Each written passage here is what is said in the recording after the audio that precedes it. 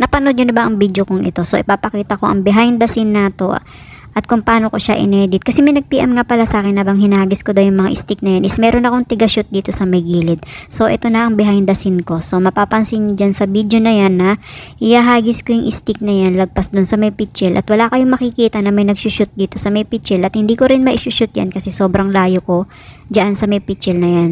So, after kung may hagis lahat yung stick, umikot ako kasi pinulot ko yung mga ikinalat kong stick.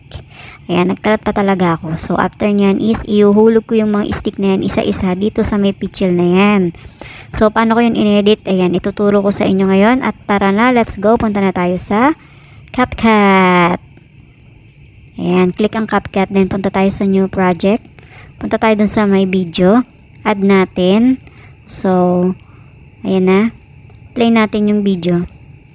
Ayan, makikita nyo sa video na yan na hinahagis ko isa-isa yung mga stick lagpas doon sa may pitchel. Ayan. After kong may hagis lahat yung mga stick na yan, mag-i-split tayo ngayon. Ayan, split natin. Pindutin yung diamond doon sa taas.